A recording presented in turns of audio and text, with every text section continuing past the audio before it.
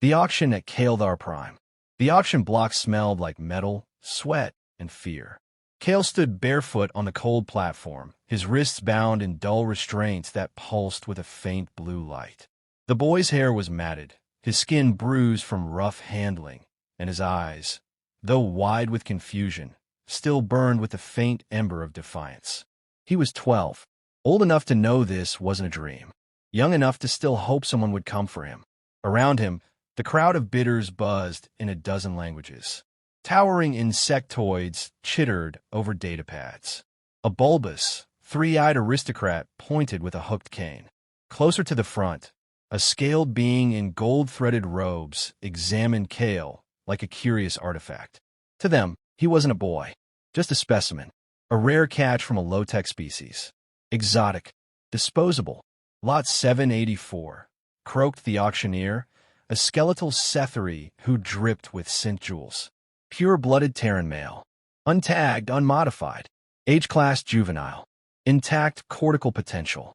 Prime candidate for combat imprinting or collector novelty. Kale swallowed hard. He didn't know what half those words meant, but the tone told him everything. The last time he saw his home, he'd been walking through the orchard near their outpost dome. And the sky had gone white. The ground split, and everything had gone dark until he woke up in chains. The auctioneer gestured dramatically. Opening bid, 20,000 credits. Bidding erupted. Offers in clicks, tones, and data streams flowed into the air. Kale tried to retreat from the edge of the platform, but a shock pulse from his cuffs sent him stumbling forward. A voice rose above the din deep. Smug. 75,000, said a hulking Zinthari noble, his scaled snout lifting in arrogance. He stood tall, his cloak lined with sigils of status, claws adorned with rings of glimmering electrum. The crowd hushed. Lord Arzaquan, the auctioneer said with a grin, shows exceptional taste. Any challengers? None dared. Sold. Kale was led down the ramp, flanked by 2 security drones. He glanced back one last time, searching for any trace of rescue. Nothing. Just strange faces and cold stares. But among them stood a figure that didn't belong. Small, cloaked, unremarkable. A gray-skinned alien, unnoticed by most, held a tiny scanning lens to one eye. As Kale passed, the device pinged softly. The figure froze for half a second, then vanished into the crowd. On the outskirts of the bazaar, tucked inside a shadowed alcove, the gray alien tapped a series of quick inputs into a handheld device. A soft green light blinked twice. Confirmed, human juvenile acquired by Zinthari noble Arzaquan. DNA match, 99.8% probability. Identity, Kale Carter. Parentage, Rhys Carter, Ambassador, Terran Federation. The figure hesitated, then sent the message. Aboard Arzaquan's private cruiser, the boy sat in a containment cell, a pristine cage dressed as luxury. Silken bedding, ambient lights, and a faint floral scent piped into the air. An illusion of comfort, undone by the guard drones stationed at the door. Arzaquan entered with the air of someone inspecting furniture.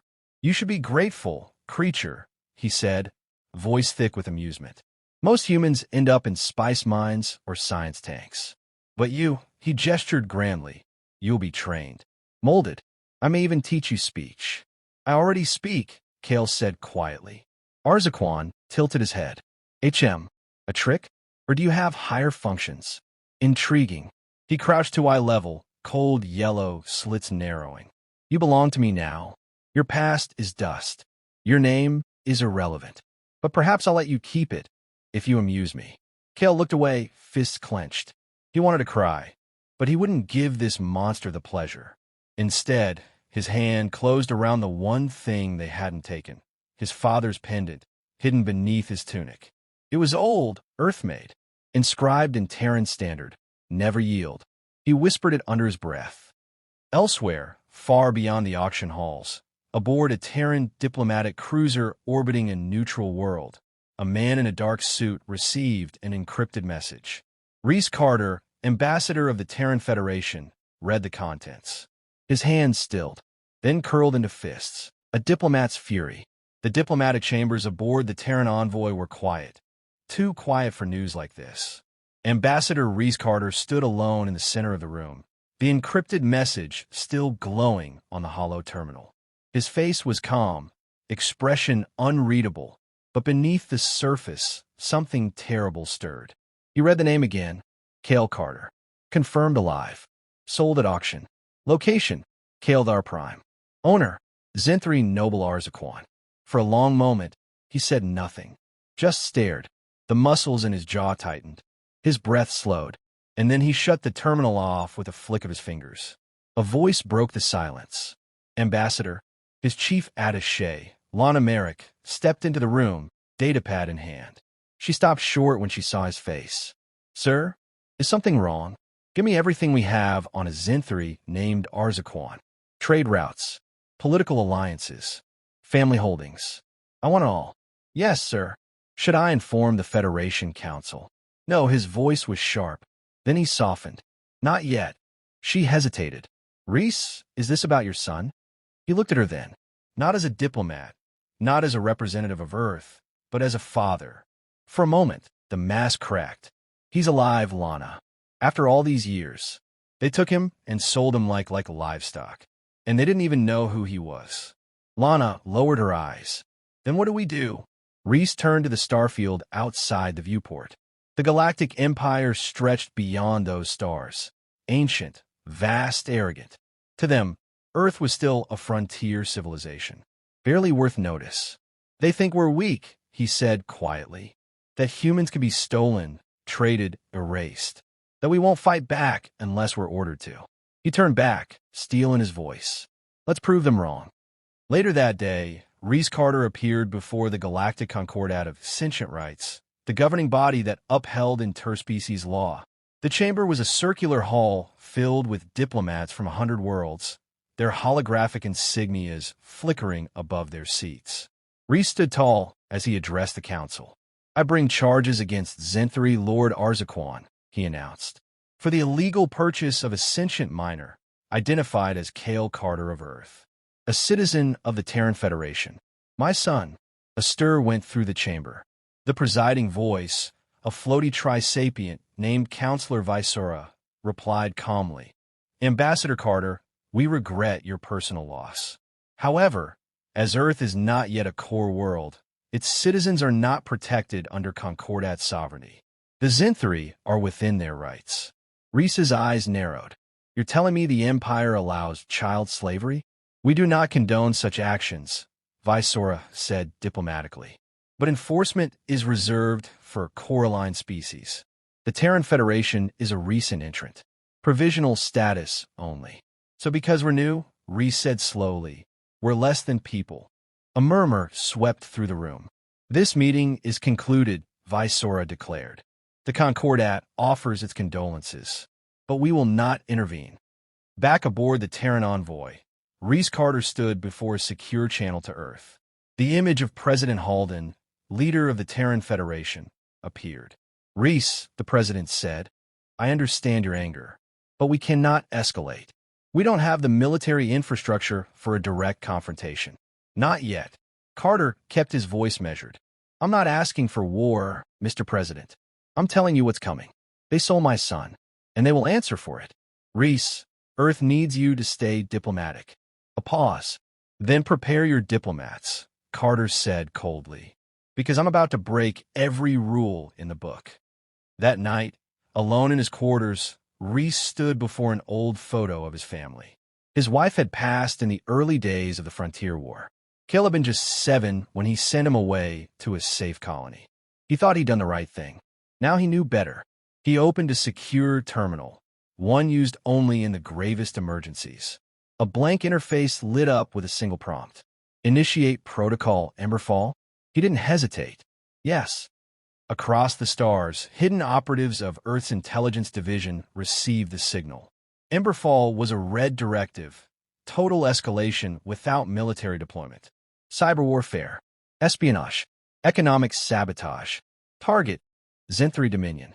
And at its center, the cold flame of one man's fury. A diplomat who would burn the stars to bring his son home. The spark of retribution. Cale didn't cry anymore. The estate of Lord Arzaquan was a fortress carved into a cliff of obsidian rock on the Zinthari homeworld. The outer walls shimmered with security fields. Within, there were no windows, only corridors of sterile white and shimmering black, patrolled by drones and cold-eyed guards.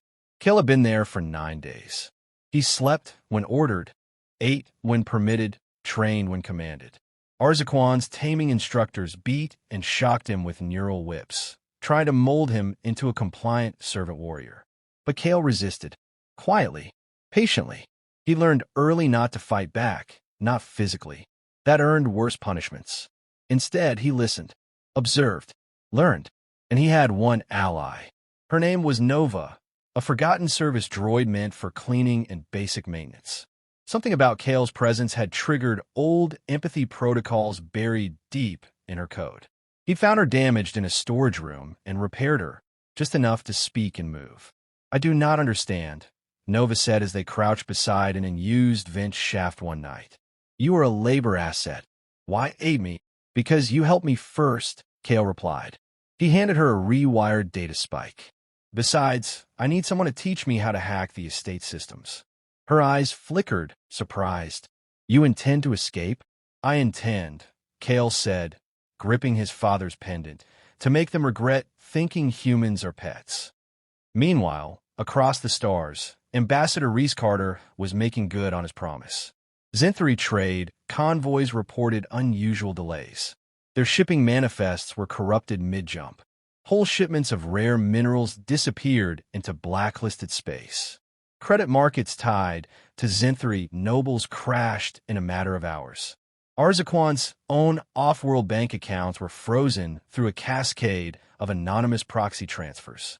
And yet, no war had begun. No armies moved. No Terran warships appeared. Just whispers. Whispers of Earth's reach. Of invisible hands turning systems against their masters. Of a race the Empire thought barely capable of starflight, manipulating entire economies from the shadows.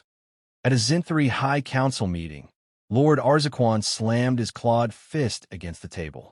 "My holdings are under attack. My shipment stolen. My credits erased. This is not coincidence." The counselors scoffed. "Blame pirates if you must," one sneered. "The humans don't have the reach." Arzaquan growled. "You're wrong." The Terran ambassador, he filed a Concordat grievance just days before it began. "This is his doing. Earth doesn't have the power." "No," Arzaquan hissed, "but perhaps they have something worse. The will." Back on the estate, Cale crept through a ventilation shaft, Nova guiding him via soft audio prompts. "You must reach the auxiliary control core," she said. "From there, you can override the perimeter alarms. But you'll only have 3 minutes." "I won't need more," Cale said. He emerged into a control room, buzzing with quiet machinery. No guards. Nova had rerouted a fire suppression alert as a distraction. Cale climbed to the central terminal. His fingers flew across the controls. He uploaded a worm, one he and Nova had built piece by piece from junk code and hijacked fragments of training software. The virus didn't just disable the perimeter. It sent a signal. High above the estate, in orbit, a cloaked Terran shuttle caught the ping. Inside, a small strike team, ex-special forces turned covert agents, received the green light. Their orders: extract Cale Carter. Non-lethal force unless fired upon. Public exposure preferred. They descended like ghosts. Within minutes, the estate was chaos. Guards fell to stun pulses. Security drones short-circuited. Terran operatives moved room to room, covering Cale's path to the extraction point. Arzaquan, roused from his private chambers, screamed orders, but the intruders had already reached the landing pad. Cale ran, Nova beside him. At the shuttle ramp, a plasma bolt tore through the air. Nova shoved him forward. She took the shot. Her last words crackled through failing speakers. "Your father would be proud." Cale screamed her name as the shuttle lifted into the sky. 2 days later, the Galactic Empire awoke to a diplomatic shockwave. Leaked footage showed a human child, wounded but alive, staggering onto a Terran shuttle while Zinthari guards fired wildly into the air. Images of the branded slave collar around his neck spread, like wildfire across the commnets. Rhys Carter appeared before the Galactic Council once more, calm and composed. "This is not a declaration of war," he said, his voice razor-sharp. "This is a declaration of consequence." He uploaded a dossier: financial crimes, genetic trafficking, child slavery, each tied to Zenthri nobles. The room went silent. He smiled. "I suggest you clean your house before Earth decides to help you do it." The cost of silence. The Zenthri noble court was never quiet, but today it was shaken. Lord Arzaquan stood trial, not before his peers, but under the scrutiny of the Galactic Concordat Tribunal, forced into a public defense under diplomatic pressure. The leak of the human boy's rescue had detonated across the galaxy. Civilized species questioned how the Empire allowed such atrocities within its nobility. Protest worlds threatened to withdraw trade. Even loyal vassals began to hesitate. In the middle of this chaos sat Ambassador Rhys Carter, calm, composed, and dangerous.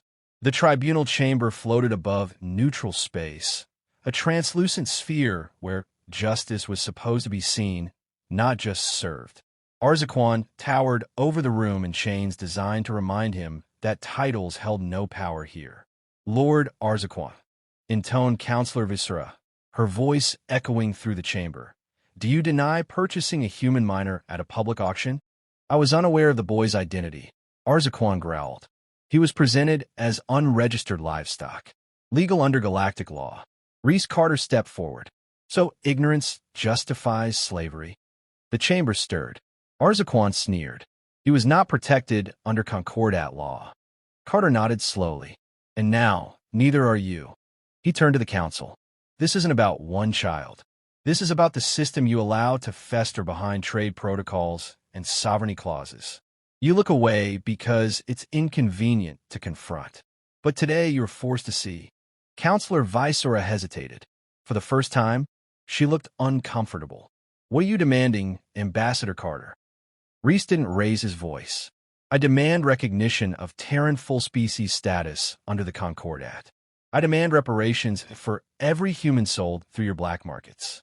And I demand Arzaquan be stripped of nobility, assets seized, and tried for trafficking sentience." Arzaquan howled. "This is an insult. Earth is a child world. You have no right." Carter's gaze didn't waver. "We are children no longer." Kale sat in a recovery chamber aboard the Terran Envoy, watching stars drift past the viewport. He wore fresh clothes now, no restraints. A neural healing cap hummed gently over his scalp, knitting the scars left by training shocks. He hated the quiet, but he hated silence even more. His father entered quietly. For a long moment, they just looked at each other. "You came," Kale said finally, voice still raspy. "Always," Rhys said. Kale hesitated. "I didn't think. I mean, it's been years. You were off-world. Everyone thought I was dead." Rhys knelt in front of him. "I never stopped looking. I only stopped hoping they'd be smart enough to know who they stole." Kale didn't reply. He just nodded and leaned forward to rest his forehead against his father's shoulder. Rhys wrapped his arms around him. "You're safe now," he whispered. "But I need you to know what happened to you. It changed everything. Not just for me. For Earth." Kale pulled back slightly. "Because I was your son?" Rhys shook his head. "Because you were a human." The verdict came within hours. Arzaquan was stripped of title, wealth, and influence. His holdings were seized, and he was to be transported to a penal colony where no titles protected him. For the Empire, it was an unprecedented concession, made not from justice, but from fear. Earth had proven what it could do, not with fleets, but with precision, with will, with fire beneath diplomacy. Earth's status in the Concordat was upgraded, a full species with all rights and protections. And throughout the galaxy, systems that once treated humans as prey began to rethink their positions.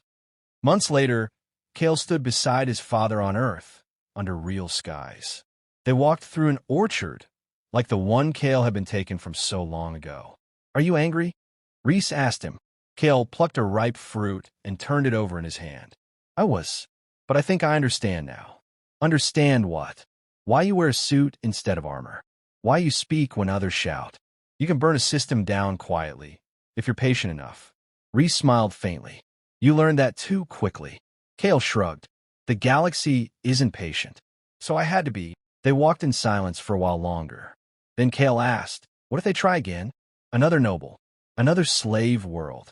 What if they come for someone else? Rhys stopped and looked up at the sky.